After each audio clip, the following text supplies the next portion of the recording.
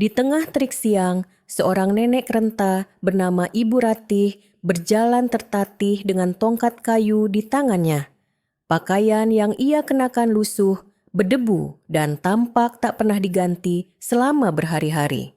Rambutnya beruban kusut, wajahnya keriput, dan langkahnya goyah, namun tetap penuh keyakinan. Di tangan kirinya, ia menggenggam sebuah tas kain usang yang sudah robek di beberapa sisi. Meski tampak miskin, matanya menyimpan cahaya yang sulit ditebak. Ia berhenti sejenak di depan gedung bank yang megah dengan pintu kaca besar berkilau diterpa sinar matahari. Orang-orang yang lewat menatapnya dengan heran, bahkan ada yang menutup hidung karena aroma pakaian kotor yang dipakainya. Namun, Ibu Ratih tidak peduli dengan tatapan jijik itu.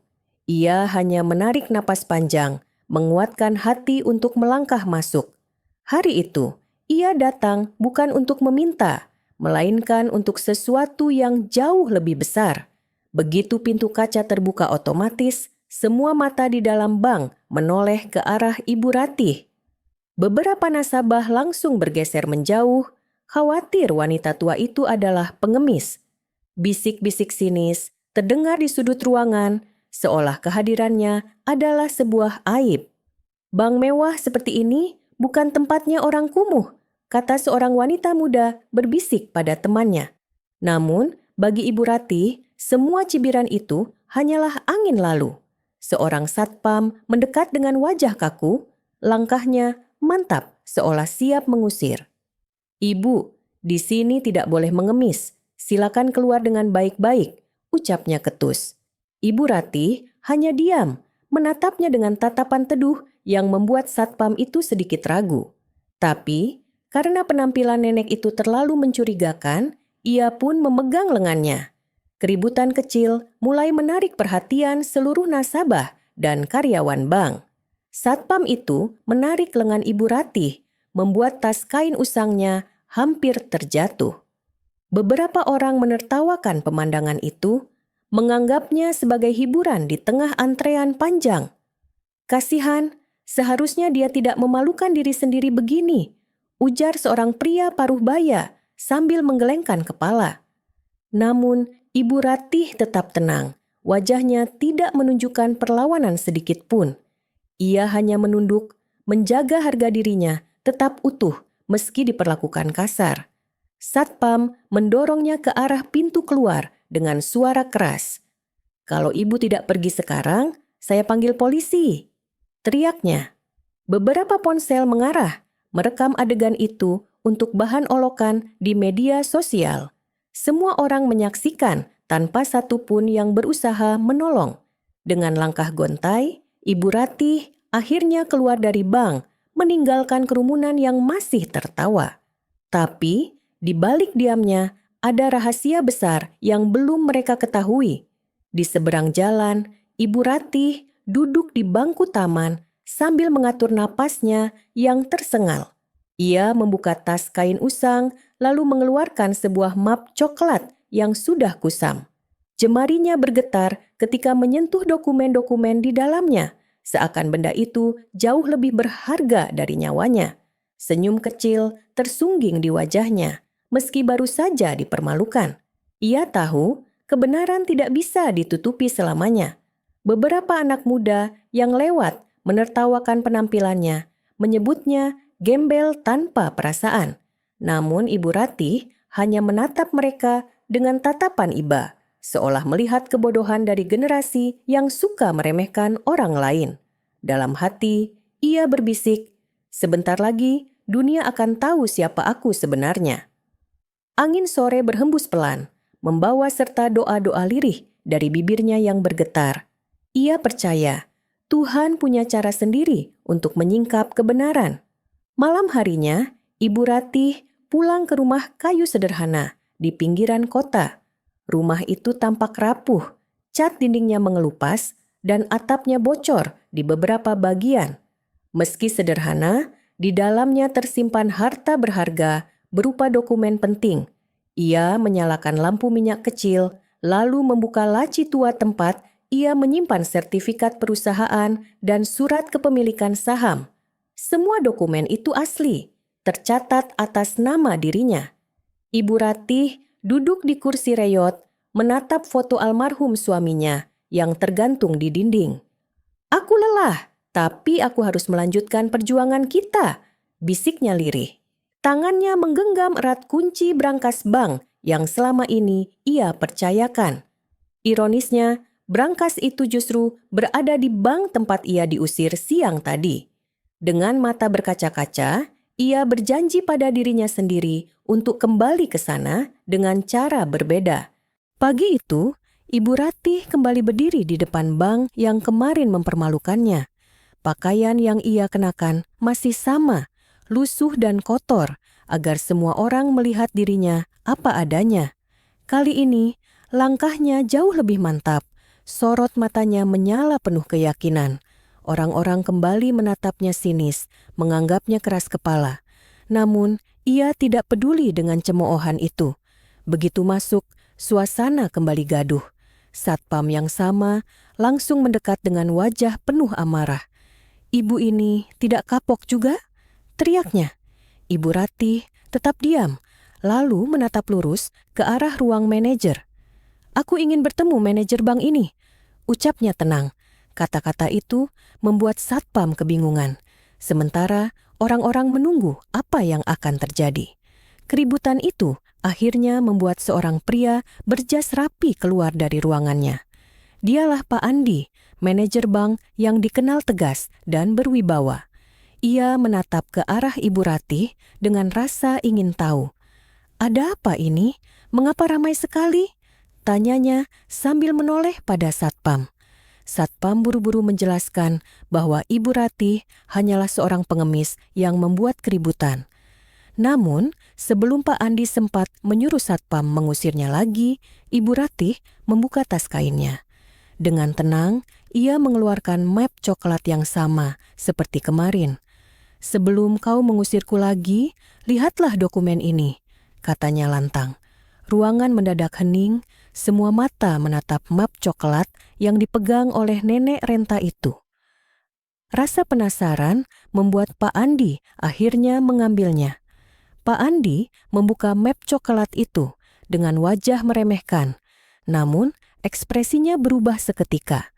Di dalamnya terdapat sertifikat saham dan dokumen kepemilikan perusahaan bernilai triliunan rupiah. Keningnya berkerut, matanya membesar, seolah tidak percaya dengan apa yang ia baca. Ini tidak mungkin," gumamnya dengan suara bergetar. Para nasabah yang melihat mulai berbisik, heran siapa sebenarnya wanita tua itu. Ibu Ratih menatapnya dengan tatapan penuh keyakinan. "Jangan pernah menilai seseorang hanya dari pakaian dan penampilan luarnya," ucapnya. Satpam yang tadi arogan langsung pucat pasi, merasa bersalah telah bertindak kasar. Sementara beberapa karyawan bank mendekat, ikut melihat isi dokumen yang terbuka di meja. Perlahan, rasa hina berubah menjadi rasa hormat bercampur ketakutan. Dengan suara gemetar, Pak Andi bertanya, "Apakah benar Ibu adalah pemilik utama PT Ratna Jaya Corporation?" Suaranya cukup keras hingga terdengar oleh semua orang di ruangan itu. Seketika, suasana bank menjadi sunyi, hanya terdengar tarikan napas kaget dari para nasabah.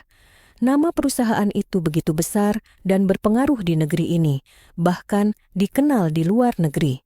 Tak seorang pun menduga sosok di baliknya adalah nenek lusuh bernama Ibu Ratih. Ibu Ratih tersenyum tipis, matanya berkaca-kaca mengingat perjalanan hidupnya. "Perusahaan itu lahir dari keringat dan air mata saya bersama suami saya. Jangan pernah remehkan siapapun karena dunia bisa berbalik dalam sekejap," katanya dengan suara lirih. Orang-orang mulai menunduk, malu atas perlakuan mereka sebelumnya. Satpam hanya bisa terdiam, menyesali kesombongannya. Sementara Pak Andi merasa darahnya berhenti mengalir karena takut akan konsekuensinya. Bank yang biasanya ramai dengan suara mesin dan percakapan mendadak sunyi. Semua orang menatap Ibu Ratih dengan perasaan kagum bercampur hormat. Beberapa nasabah yang sempat menertawakannya kini menutup wajah, tak berani bertemu pandang. Satpam berusaha meminta maaf, tetapi suaranya tercekat, tubuhnya gemetar. Ibu Ratih hanya menghela napas panjang, enggan membalas hinaan dengan kebencian. Pak Andi dengan gugup mempersilakan Ibu Ratih masuk ke ruangannya untuk berbicara lebih lanjut. Dengan langkah perlahan namun anggun, Ibu Ratih berjalan melewati kerumunan yang memberi jalan. Tidak ada lagi cibiran, hanya tatapan penuh penyesalan. Hari itu menjadi awal perubahan, bukan hanya bagi bank, tapi juga bagi orang-orang yang belajar dari peristiwa tersebut. Dan bagi Ibu Ratih, ini baru langkah awal untuk membuka mata banyak hati. Ibu Ratih duduk di kursi empuk dalam ruangan manajer bank, kontras dengan pakaian lusuh yang melekat di tubuhnya. Pak Andi berusaha bersikap sopan, namun wajahnya tetap pucat dan gelisah. "Ibu, mohon maaf atas perlakuan kami tadi," ucapnya dengan suara pelan. Namun Ibu Ratih hanya tersenyum samar, tatapannya dalam dan penuh wibawa. Senyumnya membuat suasana ruangan terasa semakin menegangkan. Di meja manajer, dokumen milik Ibu Ratih terbuka lebar, menjadi saksi bisu siapa sebenarnya nenek itu. "Saya datang ke sini bukan untuk mencari belas kasihan," kata Ibu Ratih tenang. "Saya hanya ingin mengambil sesuatu yang memang menjadi milik saya." Pak Andi terdiam, menyadari ucapannya mengandung makna besar. Ia merasa duduk berhadapan bukan dengan seorang nenek biasa, melainkan dengan pemilik kekuasaan yang tak terbantahkan. Dengan hati-hati, Ibu Ratih mengeluarkan kunci kecil berwarna emas dari dalam tas kainnya. Kunci itu ia letakkan di atas meja, membuat Pak Andi semakin terbelalak. "Kunci ini adalah bukti saya memiliki brankas utama di bank ini sejak puluhan tahun lalu," ujarnya. Pak Andi menelan ludah, menyadari betapa seriusnya situasi tersebut. Para staf bank yang dipanggil ikut menyaksikan, mereka terdiam, penuh rasa hormat. "Silakan cek, apakah nomor seri kunci ini sesuai dengan catatan brankas Anda?" lanjut Ibu Ratih. Dengan cepat, Pak Andi memanggil pegawai senior untuk mencocokkannya. Setelah dicek, benar bahwa kunci itu milik salah satu brankas paling berharga di bank. Semua orang terkejut karena brankas itu sudah lama tercatat namun tidak pernah dibuka. Kini rahasia besar itu sebentar lagi akan terbongkar. Ibu Ratih berjalan pelan menuju ruang penyimpanan brankas, diiringi manajer dan beberapa pegawai.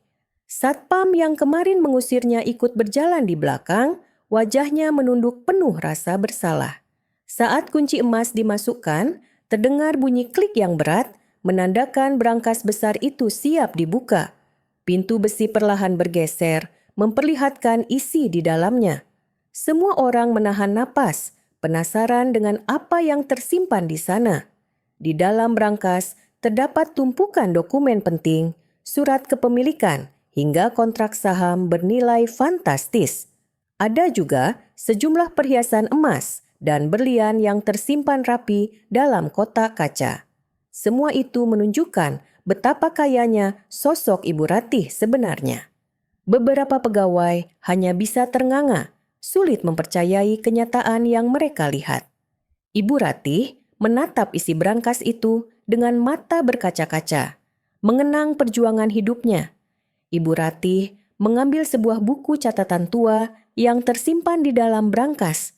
Buku itu penuh coretan tangan almarhum suaminya, berisi rencana bisnis yang dulu mereka bangun bersama. Air mata menetes pelan di pipinya, mengingat betapa berat perjalanan hidup mereka. Semua ini tidak datang begitu saja. Ada air mata dan pengorbanan yang mendirikan perusahaan itu, bisiknya lirih. Pegawai yang mendengar ikut terdiam, merasa terhanyut dalam suasana haru. Pak Andi merasa tubuhnya lemas, menyadari betapa cerobohnya ia meremehkan nenek tua itu. Ia hanya bisa membungkuk hormat, meminta maaf berulang kali. Namun, Ibu Ratih tetap tenang, menutup buku catatan itu dengan hati-hati. Ia tahu, perjuangannya di masa lalu kini membuahkan hasil yang tak ternilai. Hari itu menjadi pengingat bahwa sejarah panjang hidupnya tidak boleh dipandang rendah. Berita tentang sosok Ibu Ratih menyebar cepat di dalam bank, bahkan sampai ke telinga seluruh karyawan. Mereka saling berbisik, menceritakan bagaimana nenek lusuh itu ternyata pemilik perusahaan besar. Bayangkan, orang yang kita kira pengemis ternyata seorang miliarder, ujar salah satu karyawan dengan suara bergetar. Ada rasa kagum, tapi juga rasa malu karena mereka ikut menertawakan Ibu Ratih kemarin. Semua orang kini menjaga sikap lebih hati-hati. Sementara itu, satpam yang mengusirnya kemarin hampir tidak bisa menatap wajah Ibu Ratih. Rasa bersalah menekan dadanya, membuatnya gemetar setiap kali teringat perbuatannya. Ia ingin meminta maaf, tetapi tidak tahu bagaimana memulainya. Ibu Ratih seolah mengerti, hanya menatapnya sebentar lalu tersenyum tipis. Senyum itu membuat hatinya semakin terhimpit rasa malu. Setelah urusan berangkas selesai, Pak Andi mengundang Ibu Ratih untuk berbincang lebih serius di ruang pertemuan. Mereka duduk berhadapan, hanya ditemani beberapa dokumen di atas meja. Ibu, jika benar semua ini milik Anda, maka posisi Anda jauh di atas siapapun di sini, ujar Pak Andi dengan suara hormat. Namun, Ibu Ratih hanya menghela napas panjang, matanya menerawang jauh. Ia tidak datang untuk pamer, melainkan untuk sesuatu yang lebih penting. Saya ingin menguji manusia, jawabnya pelan. Saya ingin melihat bagaimana orang memperlakukan seseorang yang terlihat tidak berharga. Kata-kata itu menusuk hati Pak Andi, membuatnya terdiam. Ia sadar Ibu Ratih baru saja mengajarkan pelajaran berharga tentang kesombongan dan kemanusiaan. Ruangan itu terasa begitu hening, hanya terdengar detak jam dinding yang berjalan lambat. Esok harinya, kisah tentang Ibu Ratih mulai beredar di media sosial. Video saat ia diusir satpam kini viral, memicu gelombang komentar netizen. Banyak yang menghina satpam, tapi banyak juga yang memuji keteguhan hati Ibu Ratih. Orang-orang mulai sadar bahwa pakaian kotor tidak menentukan harga diri seseorang. Nama Ibu Ratih pun mendadak menjadi buah bibir di mana-mana. Di tengah hiruk-pikuk itu, Ibu Ratih tetap tenang di rumah sederhananya. Ia duduk di kursi reyot, menatap layar televisi yang menayangkan berita tentang dirinya. Aku tidak ingin mereka hanya melihatku karena kekayaanku, gumamnya. Aku ingin mereka belajar menghargai manusia apa adanya. Hatinya penuh doa agar semua ini membawa perubahan, bukan sekadar sensasi sesaat. Popularitas mendadak membuat beberapa stasiun televisi ingin mewawancarai Ibu Ratih. Wartawan berdatangan ke rumah kayunya yang sederhana, membawa kamera dan mikrofon. Mereka ingin mendengar langsung kisah hidup nenek yang menyamar di balik pakaian lusuh. Namun, Ibu Ratih menolak dengan halus, mengatakan bahwa ia bukan mencari sorotan. Baginya, pelajaran moral lebih penting daripada popularitas. Jika aku diwawancara, orang hanya akan melihat sensasinya saja, kata Ibu Ratih pada seorang wartawan. Padahal yang perlu dipahami adalah bagaimana kita memperlakukan sesama manusia. Wartawan itu terdiam, terpesona oleh kata-katanya yang sederhana namun penuh makna. Berita penolakannya justru membuat masyarakat semakin penasaran. Namun Ibu Ratih tetap bersikap rendah hati, menjauh dari hingar-bingar dunia. Suatu malam, ketika Ibu Ratih sedang duduk sendirian, seseorang mengetuk pintu rumahnya. Seorang pria paruh baya berpakaian rapi berdiri di sana, membawa sebuah koper hitam. Wajahnya penuh hormat, seolah ia sudah mengenal siapa Ibu Ratih sebenarnya. "Ibu, "Saya datang atas nama Dewan Direksi PT Ratna Jaya Corporation," katanya. Kehadirannya membuat suasana malam itu menjadi tegang sekaligus misterius. Pria itu membuka koper, memperlihatkan tumpukan dokumen yang berisi laporan perusahaan terbaru. "Kami butuh keputusan Anda, Bu Ratih, sebagai pemegang saham utama," ucapnya. Ibu Ratih menatap dokumen itu lama, matanya berkaca-kaca. Ia tahu, inilah saatnya mengambil alih kembali kendali perusahaannya. Perjalanan barunya sebagai pemimpin akan segera dimulai. Esok paginya, Ibu Ratih berangkat menuju gedung perusahaan besar yang dulu ia bangun. Kali ini, ia tidak lagi memakai pakaian lusuh, melainkan mengenakan kebaya sederhana, namun bersih dan anggun. Orang-orang yang melihatnya di jalan hampir tidak mengenali dirinya yang kemarin dipandang hina. Langkahnya tegas, penuh wibawa, meski tubuhnya rentah. Ia tahu hari itu adalah awal kebangkitannya. Di lobi gedung perusahaan, para pegawai berdiri menyambut dengan penuh hormat.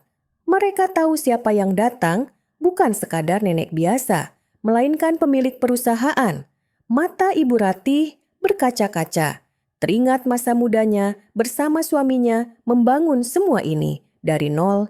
Ia tersenyum, lalu melangkah masuk dengan hati yang mantap. Perjalanan panjang menuju kejayaan barunya telah resmi dimulai. Gedung tinggi menjulang menyambut kedatangan Ibu Ratih dengan suasana penuh hormat. Para pegawai yang biasanya sibuk bekerja kini berbaris rapi, menunduk ketika beliau lewat. Tidak ada yang berani bersuara keras, semua menatap dengan kagum bercampur rasa bersalah. Mereka tahu wanita tua itu bukan sembarang tamu, melainkan pemilik sah perusahaan. Langkah Ibu Ratih terasa ringan meski tubuhnya sudah rentah. Ia menatap sekeliling lobi dengan mata berkaca-kaca, mengenang masa lalu ketika bangunan ini baru berdiri. Dulu ia sering menyapu lantai dengan tangannya sendiri, kini gedung itu berdiri megah dengan ratusan karyawan. "Perjuangan suamiku tidak sia-sia," gumamnya lirih. Seorang sekretaris muda mendekat dengan penuh hormat, lalu mempersilakan beliau masuk ke ruang rapat utama. Semua sudah menunggu kehadirannya. Di ruang rapat besar, para direksi sudah duduk menanti dengan wajah tegang. Mereka berdiri serentak ketika Ibu Ratih masuk, memberikan penghormatan yang tulus. "Selamat datang kembali, Bu Ratih," ucap ketua direksi dengan suara bergetar. Kehadiran beliau membuat suasana ruangan berubah penuh wibawa. Semua menyadari sang pemilik utama telah kembali. Ibu Ratih duduk dengan tenang di kursi paling depan, kursi yang seharusnya memang menjadi miliknya.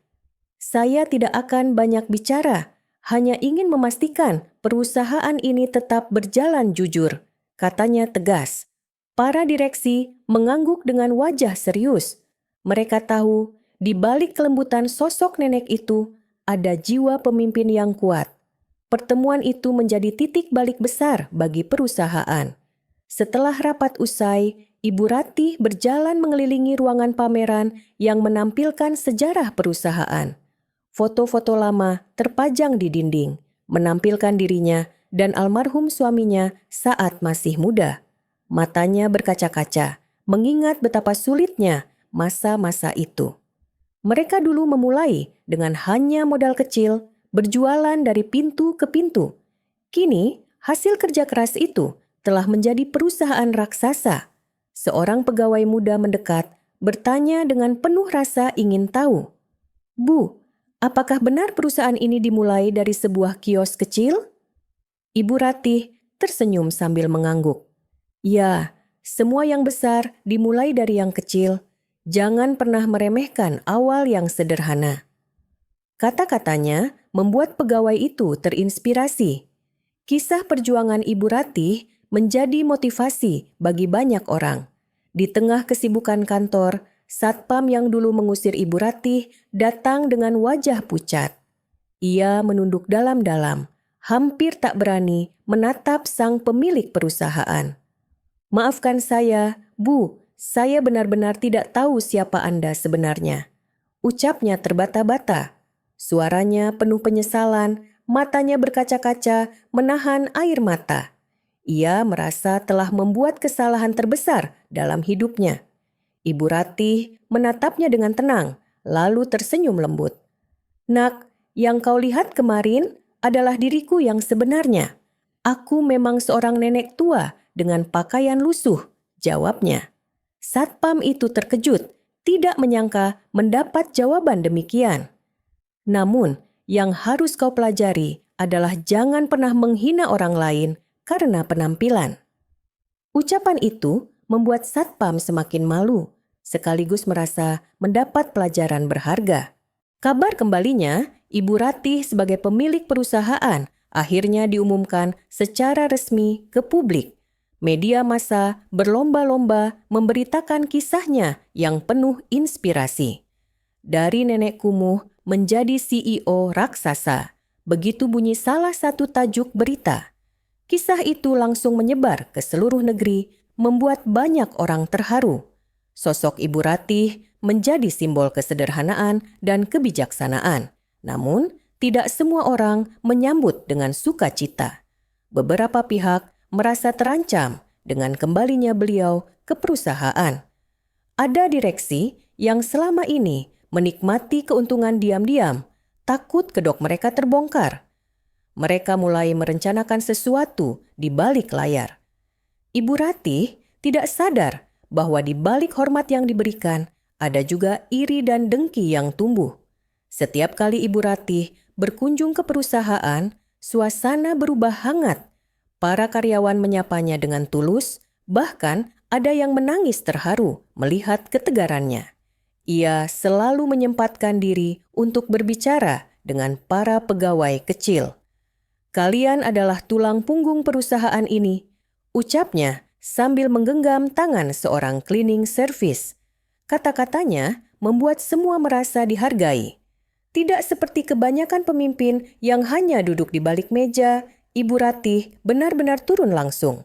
Ia menanyakan kabar, mendengar keluhan, bahkan memeluk karyawan yang bercerita tentang kesulitan hidupnya.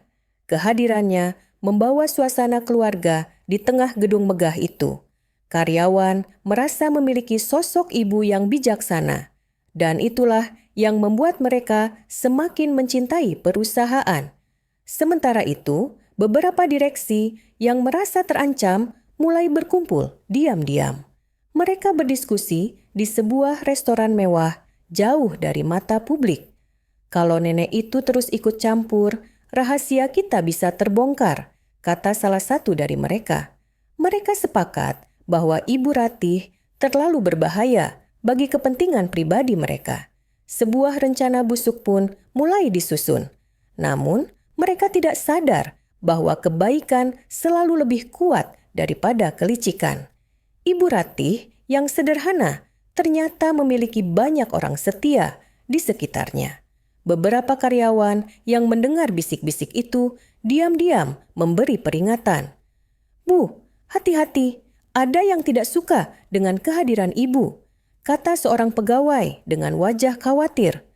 Ibu Ratih hanya tersenyum tenang, yakin bahwa kebenaran akan selalu menang. Di rumah sederhana, Ibu Ratih menerima kunjungan cucu-cucunya yang jarang datang. Mereka awalnya tidak percaya bahwa nenek mereka adalah pemilik perusahaan besar. "Nek, kenapa nenek tidak pernah cerita?" tanya salah satu cucunya dengan polos. Ibu Ratih tersenyum sambil mengelus kepala mereka. "Karena harta bukan untuk dibanggakan, tapi untuk dijaga dan dimanfaatkan dengan bijak." Anak-anak muda itu terdiam, merasa mendapat pelajaran berharga dari nenek mereka.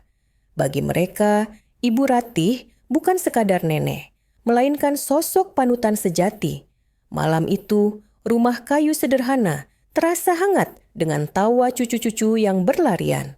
Ibu Ratih menatap langit malam dengan hati damai. Ia yakin keluarganya akan melanjutkan nilai-nilai yang ia tanamkan. Beberapa hari kemudian, Ibu Ratih menghadiri rapat besar untuk membahas arah perusahaan ke depan. Kita tidak boleh hanya mengejar keuntungan, tapi juga harus memberi manfaat bagi masyarakat, katanya tegas. Beberapa direksi tidak suka dengan ide itu, tapi banyak karyawan bersorak mendukung. Mereka merasa punya pemimpin yang peduli dengan kehidupan orang banyak. Keputusan besar akhirnya diambil. Sebagian keuntungan perusahaan akan dialokasikan untuk program sosial, beasiswa, rumah sakit gratis, hingga bantuan untuk rakyat kecil mulai dirancang. Perusahaan ini berdiri bukan hanya untuk segelintir orang, tapi untuk negeri, ucap Ibu Ratih. Para karyawan merasa bangga, sementara para direksi serakah semakin geram. Pertarungan kepentingan pun semakin nyata. Di balik semua kebaikan yang ditanamkan Ibu Ratih, bayangan gelap mulai bergerak. Para direksi licik mulai bersekongkol dengan pihak luar untuk menjatuhkannya. Mereka menyusun strategi untuk membuat reputasi Ibu Ratih hancur. Kalau dia jatuh, kita bisa kembali berkuasa, ujar salah satu dengan senyum licik. Namun mereka lupa, niat jahat tidak akan bertahan lama. Sementara itu, Ibu Ratih duduk di rumahnya sambil memandangi dokumen perusahaan. Ia merasa ada sesuatu yang tidak beres, firasatnya kuat. Aku harus waspada, ujian ini belum selesai, bisiknya. Meski tubuhnya lemah, hatinya tetap teguh. Ia percaya bahwa kejujuran dan kesabaran akan menjadi senjata terbaik. Pertarungan besar pun sudah mulai mendekat. Para direksi yang licik mulai melancarkan serangan halus. Mereka menyebarkan isu bahwa Ibu Ratih sudah terlalu tua dan tidak layak lagi memimpin. Beberapa media mulai menerima berita palsu yang dibayar mahal. Nenek renta yang ingin kembali berkuasa, begitu salah satu judul berita. Fitnah itu membuat banyak orang mulai ragu. Namun, sebagian besar karyawan tetap setia. Mereka tahu siapa Ibu Ratih sebenarnya, sosok yang selalu peduli. Beberapa bahkan membuat pernyataan di media sosial untuk membela beliau. Beliau pemimpin sejati, bukan perebut kuasa, tulis seorang pegawai. Fitnah semakin meluas, tapi kebenaran mulai menemukan jalannya. Ketika isu semakin gencar, rakyat kecil justru bangkit membela Ibu Ratih. Mereka yang pernah menerima bantuan langsung berdiri di depan kantor pusat. "Hidup Bu Ratih!" teriak massa sambil membawa spanduk. Kehadiran mereka membuat media tidak bisa mengabaikan kebenaran. Citra Ibu Ratih mulai pulih kembali. Di tengah kerumunan, seorang ibu menangis sambil bercerita bahwa anaknya bisa sekolah berkat beasiswa dari perusahaan. Cerita itu menyentuh hati banyak orang. Berita mulai berbalik arah, dari fitnah menjadi pujian. "Nenek sederhana yang berhati emas," tulis sebuah media ternama. Para direksi licik pun mulai panik karena rencana mereka gagal. Tidak menyerah, para direksi licik mencoba cara lain. Mereka mengguncang keuangan perusahaan dengan investasi bodong. Laporan keuangan sengaja dipalsukan agar terlihat seolah-olah perusahaan bangkrut. Tujuannya jelas, menjatuhkan nama Ibu Ratih sebagai pemimpin. Jika perusahaan jatuh, mereka bisa mengambil alih diam-diam. Namun, Ibu Ratih yang bijak segera mencium gelagat aneh. Ia memeriksa laporan dengan teliti, menemukan banyak kejanggalan. "Angka ini tidak masuk akal," katanya sambil menunjuk tabel. Ia segera memanggil tim audit independen untuk membongkar kebohongan itu. Kejujurannya sekali lagi menjadi tameng yang kuat. Di tengah kekacauan, datanglah seorang pria tua yang dulu sahabat suaminya. Ia memperkenalkan diri sebagai Pak Suryo, mantan akuntan senior. "Saya tidak bisa diam melihat kecurangan ini," ucapnya tegas. Pak Suryo menawarkan bantuan untuk membongkar permainan kotor para direksi. Kehadirannya membawa harapan baru. Ibu Ratih terharu melihat kesetiaan itu. "Suamiku pasti bangga kalau tahu engkau masih menjaga amanah ini," katanya. Bersama Pak Suryo, mereka mulai menyusun strategi untuk mengungkap penipuan keuangan. Kerja keras dua orang tua itu menjadi contoh bahwa pengalaman tidak pernah lekang oleh waktu. Perlawanan pun semakin kuat. Suatu malam, di depan rumah Ibu Ratih ditemukan secarik kertas. Isinya singkat, "Berhenti atau kau akan menyesal." Ancaman itu jelas datang dari orang-orang yang merasa terancam. Anak dan cucunya mulai cemas akan keselamatannya. Namun, Ibu Ratih tetap tenang, seolah ancaman itu hanya angin lalu. "Kalau aku mundur karena takut, bagaimana nasib karyawan?" katanya sambil tersenyum. Ia tidak mau gentar meski usianya sudah lanjut. Keberaniannya justru membuat keluarga semakin kagum. Mereka akhirnya memutuskan untuk mendukung penuh langkahnya. Ancaman itu justru memperkuat tekad Ibu Ratih untuk melawan. Para direksi jahat menggelar rapat darurat rahasia. Mereka berdebat sengit tentang cara menjatuhkan Ibu Ratih. "Kalau kita gagal lagi, habislah semua rahasia kita terbongkar," seru salah satu dengan wajah pucat. Tekanan semakin besar membuat mereka panik. Rencana berikutnya pun semakin berbahaya. Salah satu dari mereka mengusulkan sabotase sistem IT perusahaan. "Kalau data rusak, dia tidak bisa membuktikan apa-apa," katanya licik. Mereka pun menyewa peretas untuk melaksanakan misi itu. Tapi mereka lupa, kebenaran selalu punya jalan. Ibu Ratih sudah punya firasat akan ada serangan besar. Benar saja, pada malam hari sistem komputer perusahaan diserang. Banyak file penting dihapus, laporan keuangan hampir hancur. Namun, seorang pegawai IT muda yang setia berhasil menyelamatkan sebagian data. "Bu, saya sudah buat cadangan rahasia di server lain," ucapnya bangga. Usahanya menyelamatkan perusahaan dari kehancuran. Ibu Ratih meneteskan air mata haru mendengar kabar itu. "Anak muda, engkau telah menjadi pahlawan," katanya sambil menggenggam tangan si pegawai. Berkat keberanian dan kejujuran, bukti-bukti kecurangan masih bisa diselamatkan. Para direksi licik semakin terdesak meski mereka belum menyerah sepenuhnya. Dengan bukti yang ada, Ibu Ratih akhirnya melaporkan para direksi nakal ke pihak berwenang. Pengadilan menjadi arena pertarungan selanjutnya. Para pengacara mahal dikerahkan untuk melawan, tapi bukti yang dikumpulkan terlalu kuat. Nama Ibu Ratih kembali bersinar karena berani menegakkan keadilan. Di ruang sidang, banyak orang terharu melihat nenek tua itu berdiri tegar. "Saya hanya ingin kejujuran menang," katanya lantang. Hakim mengangguk dengan hormat.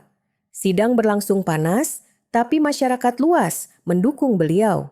Kasus ini menjadi berita besar yang mengguncang dunia bisnis. Selama persidangan, terbongkarlah fakta mengejutkan. Ternyata ada beberapa direksi yang selama ini memperkaya diri dengan dana perusahaan. Mereka menipu karyawan kecil, bahkan memotong gaji diam-diam. Bukti video dan dokumen membuat semua orang tercengang. Wajah mereka pucat, tidak bisa lagi mengelak. Ibu Ratih menunduk sejenak, bukan karena lemah, tapi sedih. "Kalian mengkhianati kepercayaan rakyat," katanya lirih. Suasana sidang hening, hanya terdengar isak tangis dari beberapa karyawan yang hadir. Kejujuran akhirnya menyingkap semua kebusukan. Jalan menuju keadilan semakin jelas terbuka. Akhirnya, hakim memutuskan sebagian direksi bersalah dan harus dicopot. Perusahaan kembali bersih dari tangan-tangan kotor. Sorak gembira terdengar dari para karyawan yang hadir di pengadilan. "Hidup Bu Ratih!" teriak mereka dengan penuh semangat. Kemenangan ini menjadi cahaya terang setelah gelap panjang. Meski demikian, Ibu Ratih tahu perjuangan belum selesai. Masih ada pihak luar yang ingin merebut perusahaan dengan cara licik. "Ini baru permulaan," bisiknya sambil menatap langit. Namun, ia yakin kebenaran selalu punya jalan. Hatinya tetap tegar, siap menghadapi badai berikutnya. Setelah para direksi licik berhasil dijatuhkan, muncul ancaman baru yang lebih berbahaya. Sebuah perusahaan asing raksasa dari luar negeri mulai melirik perusahaan Ibu Ratih. Mereka ingin melakukan akuisisi dengan cara halus namun penuh jebakan. Beberapa agen bisnis dikirim untuk melobi pemerintah dan investor lokal. Tujuannya jelas, membuat posisi Ibu Ratih kembali goyah. Ibu Ratih mencium gelagat aneh ketika mendengar kabar ada pertemuan rahasia antara agen asing dengan beberapa mantan direksi yang sudah dipecat. Mereka tidak akan berhenti sebelum semuanya runtuh, bisiknya dalam hati. Namun, kali ini ia lebih siap karena pengalaman sebelumnya telah mengajarkan arti kewaspadaan. Dengan tekad, ia menyusun langkah baru. Suatu malam, seorang pejabat senior yang dulu dekat dengan suaminya diam-diam mengundang Ibu Ratih ke sebuah rumah tua. Di sana, ia membuka semua rahasia tentang perusahaan asing itu.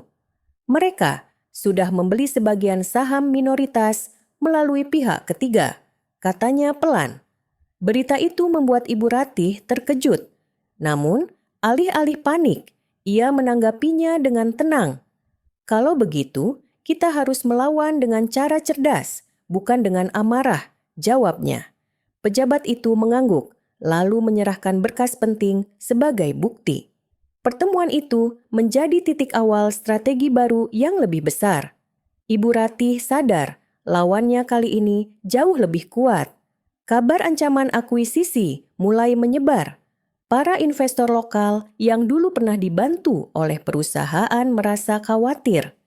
Mereka tidak rela perusahaan besar yang memberi banyak lapangan kerja jatuh ke tangan asing. Perlahan-lahan muncul gerakan dukungan. Beberapa investor kecil menyatakan kesediaan menambah modal untuk membantu Ibu Ratih. Di sebuah rapat terbuka, seorang pengusaha muda berdiri lantang. "Kalau bukan kita yang menjaga, siapa lagi?" katanya penuh semangat. Kata-kata itu disambut tepuk tangan meriah. Ibu Ratih meneteskan air mata haru melihat dukungan yang tulus itu. Ia merasa perjuangannya tidak lagi sendirian. Perusahaan asing yang ingin mengambil alih tidak tinggal diam. Mereka menggunakan media internasional untuk menekan citra Ibu Ratih. Berita-berita miring muncul, menyebutnya sebagai penghalang kemajuan. Bahkan, ada yang menuduh perusahaan dikelola dengan cara kuno. Tekanan itu membuat beberapa investor ragu. Namun, Ibu Ratih menjawab semua fitnah dengan kerja nyata. Ia menggelar konferensi pers, menunjukkan laporan keuangan bersih dan program sosial yang terbukti berjalan. "Kami berdiri bukan hanya untuk laba, tapi untuk manusia," ucapnya tegas di depan kamera. Kalimat itu langsung viral dan mematahkan banyak tuduhan. Lawannya kini menggunakan taktik pasar. Mereka menjatuhkan harga saham perusahaan dengan membeli lalu menjual secara cepat. Grafik saham turun drastis, membuat kepanikan di kalangan pemegang saham kecil. Banyak orang menduga perusahaan dalam bahaya. Situasi ini membuat rapat darurat kembali digelar. Ibu Ratih tetap tenang meski semua orang panik. Harga bisa naik dan turun, tapi nilai sejati tidak akan hilang, katanya dengan senyum menenangkan. Ia kemudian merancang strategi pembelian kembali saham oleh perusahaan. Langkah berani itu membuat harga perlahan stabil. Para lawan terkejut karena rencana mereka gagal total. Di tengah semua masalah, Ibu Ratih sering merenung di ruang kerjanya yang sederhana. Ia teringat masa mudanya ketika mendampingi suami membangun perusahaan dari nol. "Kalau dulu kami bisa melawan kemiskinan dengan modal secuil, mengapa sekarang tidak bisa melawan keserakahan?" Gumamnya lirih. Kebijaksanaan itu membuatnya kuat menghadapi tekanan.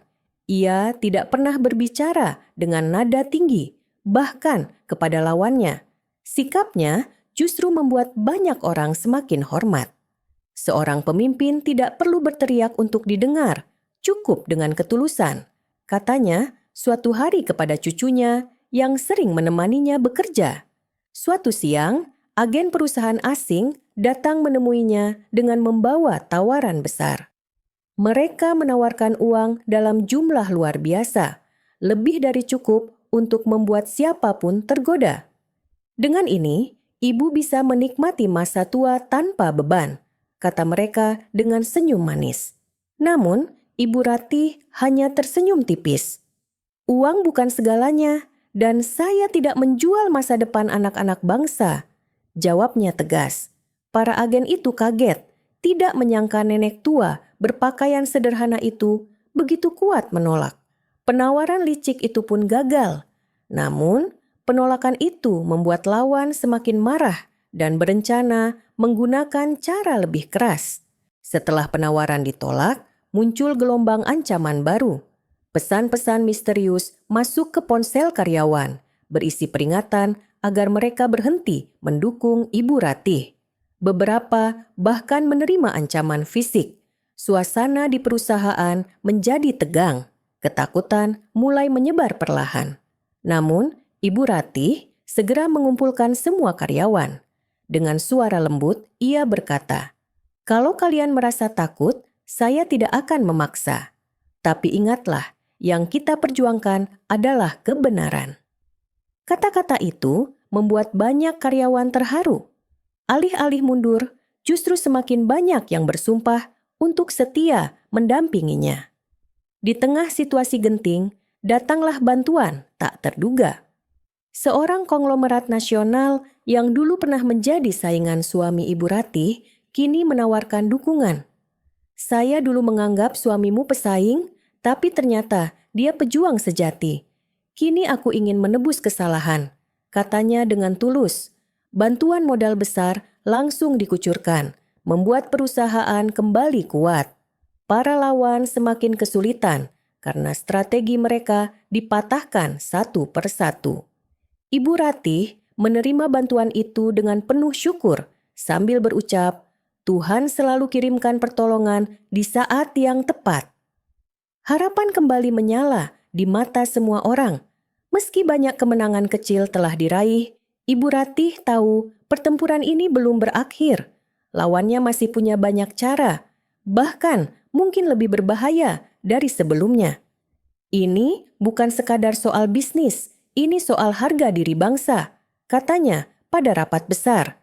Kata-kata itu membuat semua orang sadar betapa pentingnya perjuangan ini. Di malam hari, ia berdoa dalam keheningan.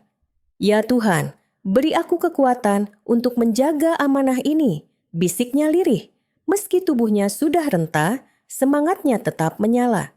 Perjalanan masih panjang, tapi ia tidak pernah gentar.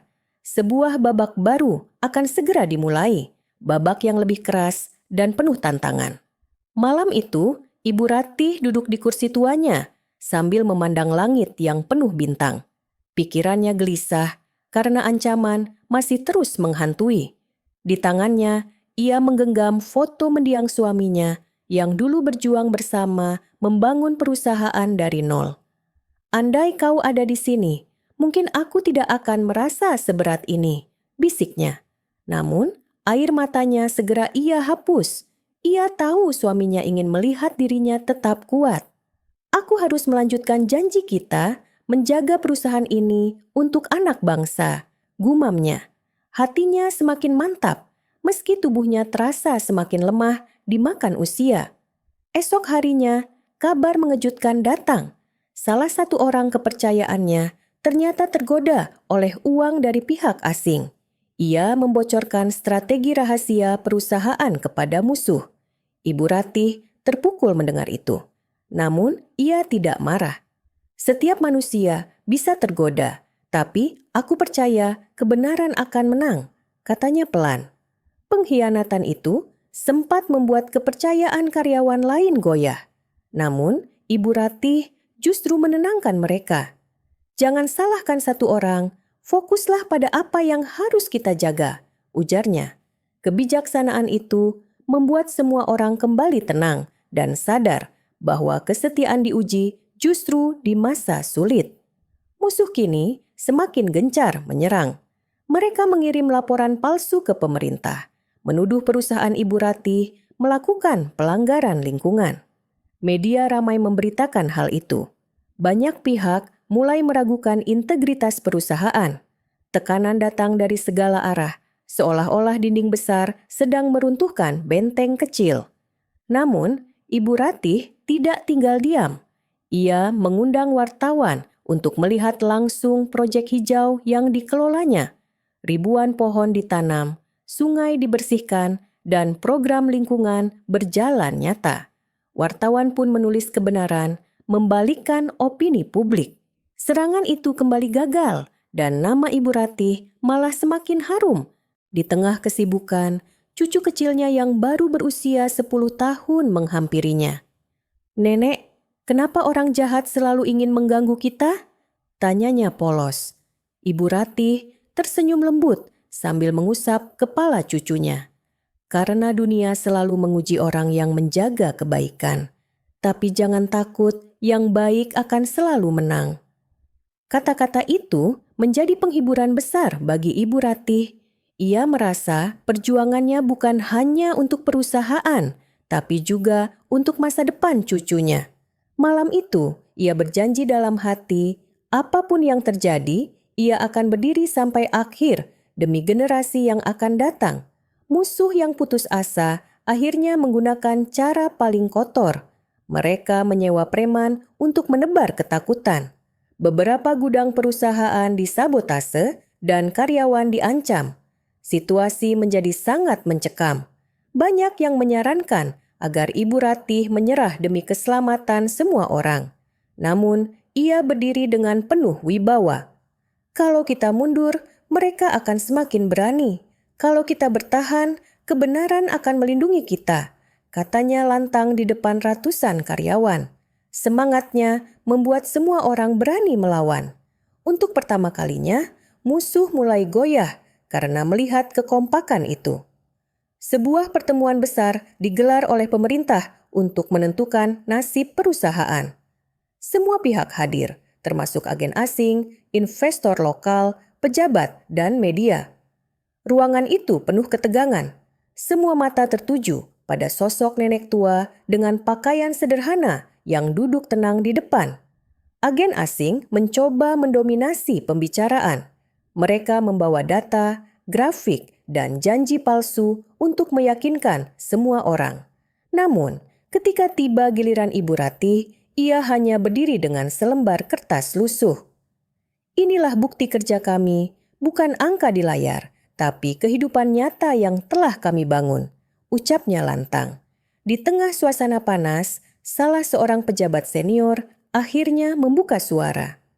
"Mungkin banyak yang tidak tahu, nenek tua ini bukan orang sembarangan. Beliau adalah pendiri sekaligus pemilik sah perusahaan ini sejak awal bersama almarhum suaminya."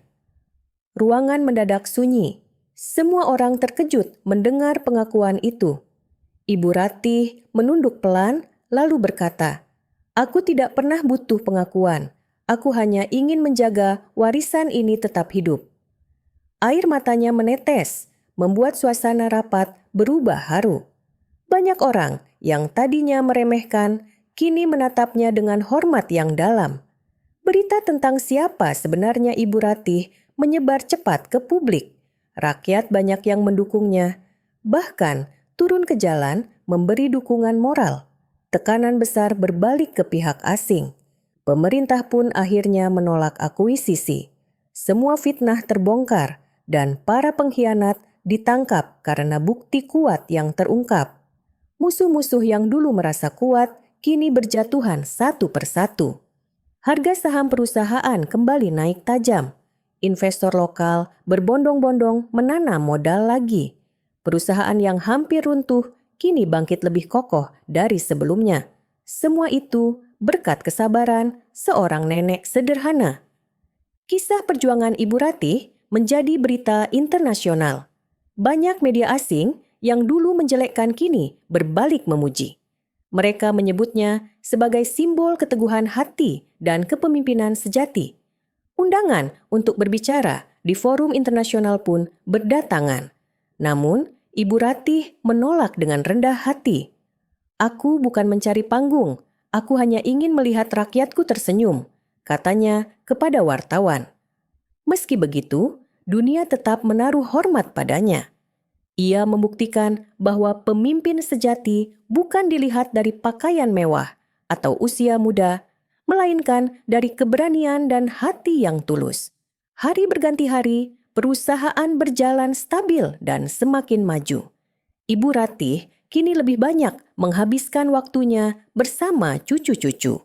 Namun, setiap minggu ia tetap datang ke kantor, menyapa karyawan dengan senyum hangat. Baginya, mereka bukan sekadar pekerja, melainkan keluarga besar yang harus dijaga. Di senja hari, ia duduk di teras rumah sambil menatap langit. "Aku sudah menepati janji pada suamiku," bisiknya lirih. Ia tahu usianya tak panjang lagi, tapi warisan yang ia tinggalkan bukan hanya perusahaan, melainkan teladan keberanian. Nama Ibu Ratih akan selalu hidup, dikenang sebagai nenek sederhana yang ternyata seorang CEO hebat.